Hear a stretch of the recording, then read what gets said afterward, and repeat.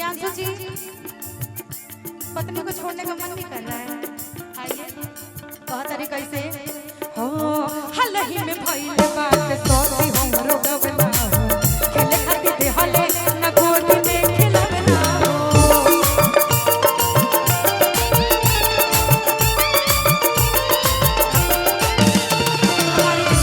दूल्हे राजा प्रियांशु जी के लिए मैं 2 लाइन कहना चाहूंगी।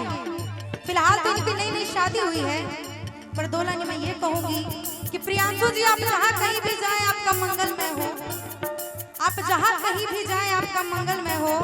अरे प्रीतिया के घर लड़का तो 9 महीना में होला, मगर प्रियांशु जी के घर महीने महीने हो। जहिया से भइल बात सोती हमरो गबना खेले खातिर दे हला न गोदी में खेलबना हो।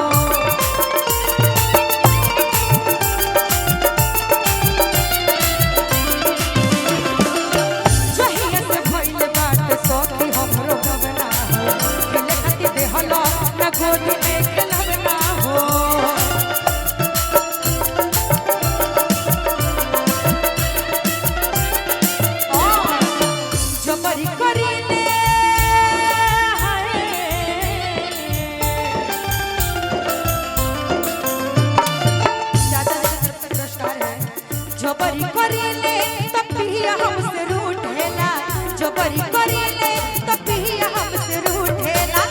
ओढ़ के अचरपिया कोहरवे में सुतेला, ओढ़ के अचरपिया कोहरवे में सुतेला।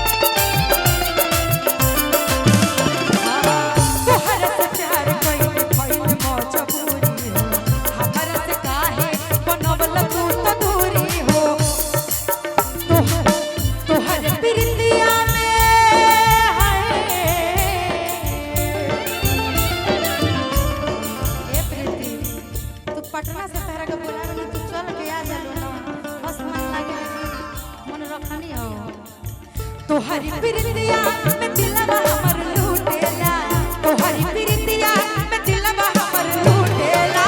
ओढ़ के अचरपिया कोहरवे में सुतेला, ओढ़ के अचरपिया कोहरवे में सुतेला, ओढ़ के अचरपिया कोहरवे में सुतेला। आजकल के लोग कोरा में बड़ी सुतल पसंद करते। प्रीति तू कहाँ सोते लो? गोदी में केकरा? हम हमारा प्रीति बहुत प्यारी बच्ची है, ये मेरे गोद में सोना पसंद करती है। लेकिन एक बार की बात है प्रीति, मैं कहना चाहूंगी आजकल के जमाना में लोग नौकरानी कहते हैं, पहले के जमाने में नौकरानी के भाई हमारे हेलो भोजपुरी सुपरस्टार मेरे 2 भाई 2 राजकुमार गोलू राजा और चंदन यादव जी का आगमन हो गया है। स्वागत है। कोनो तार गाना बड़ी साउंड कम बोलता भैया, पाछा ले आवाजे लिखे जा यार, तनी कलाकारी दिखावो काहे बंद बा। हेलो हेजा से हेजा से आवाज ठीक बा। राउर जौन अगला गीत बा हमरा बुझाता कि बड़े भाई आदरणीय प्रियंका जौनी पुरस्कार मिलल है शाहपुर के हमारान बान बंटी भैया के तरफ से हजारों हजार रुपए के पुरस्कार आवो। तहर जौन गाना बा कि कोनो पत्नी के पति गई बा कलकत्ता नौकरी करे, आ गौनेहरी औरत घर से छछनतिया, गौनेहरी औरत घर से छछनतिया कि हमार मर्द आवे, वही पे तार कुछ गाना बसाए जख्मी जी के लिखल सुनावो। भोजपुरी के बड़ा ही प्यारा गायक भाई दीपक तिवारी जी के हम मंच पे बुला रहल बनी। आई हेलो हल्का सा बियर वो देख ली, खाली मेंटेन कर ली। अंजलि जेकर मर्द छोड़ के चल जाला कमाए ना, ओकर तो केवल पत्नी ही समझ सकती है। और अतिया कहतिया कैसे कि लौड़िया से घर में आखिर कौन कमी बा अंजलिया में? ए राजा जी तू प्रीतिया के रखले बड़ा कि औरतिया रखले बा। प्रीति देखो आइए हई नतिया कलकतिया में सोवतिया रखले बा। जगदम्बा बाबा ताकत तेरे बुझाते नहीं के बोलते ना बाबा, पिटाई के नहीं के हमरा पता चला कहे कि लहुड़िया से घर में, लहुड़िया से घर में औरतिया रखले बा। मैं चाहूंगी जख्मी जितेंद्र भैया जहाँ कहीं भी आए हो मंच पर आइए। प्रियंका के बोलावा तारी मंच पर, खाली गोलुओ जी बोला तभी आई का कि लहुड़िया से घर में, लहुड़िया से घर में औरतिया रखले बा। नतिया कल कोतिया में सोवतिया रखले बा।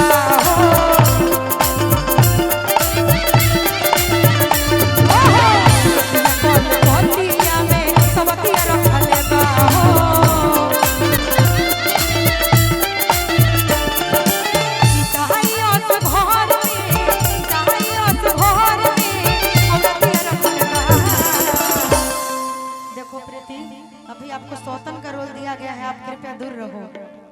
अभी आप सौतीन हो, प्रेमिका बाद में होना कि लहुड़िया से घर में औरतिया रखले बा। नतिया कल कोतिया में सोवतिया रखले बा।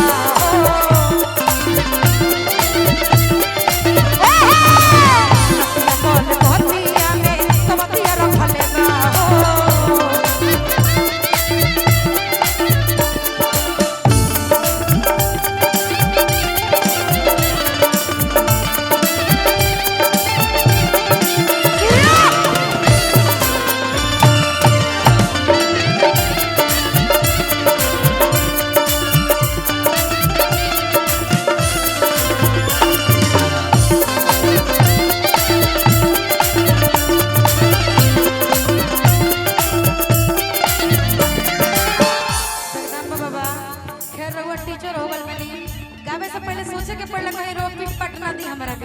लेकिन कहते औरत ये बैठो तनी ए अंजलि देखा तरी ओकरा के ना बड़ी परेशान करेले, पीठ पीछे आई लव यू कहेले, हम मंच पर मुंह बनावती है।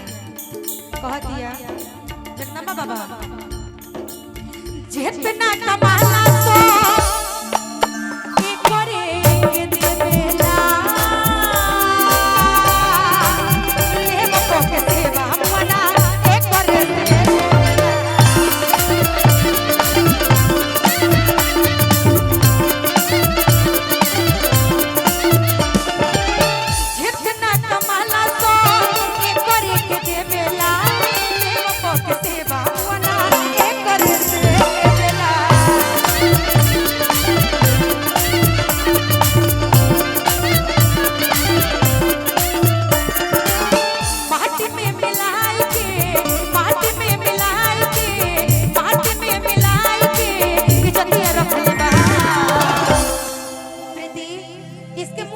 देती हूँ। प्रीति तार घर कहाँ पड़ी हो? पटना। झूठी झूठ बोल रही है ना, इसका घर कलकत्ता पड़ेगा। कलकत्ता तो बोल माइक में कहाँ घर पड़ेगा मेरा बच्चा? कलकत्ता। ये सोचते नहीं है, अब तो पक्का होगा हमारा कि माटी में मिलाई के, कि माटी में मिलाई के, माटी में मिलाई के इज्जतिया रख ले बा नतिया कॉल कोतिया में सवतिया रख ले बा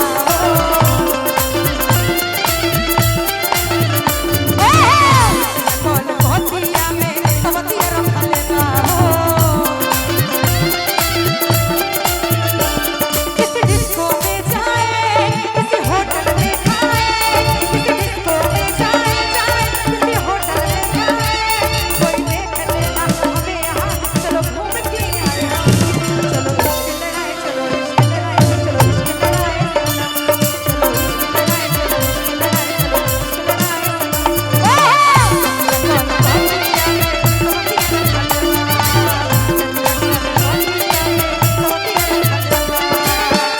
आगे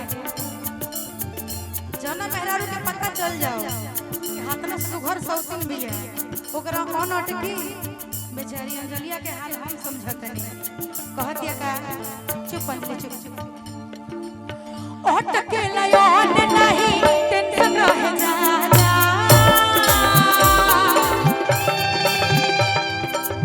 हे करे जिगरिया हो तो रिया भइल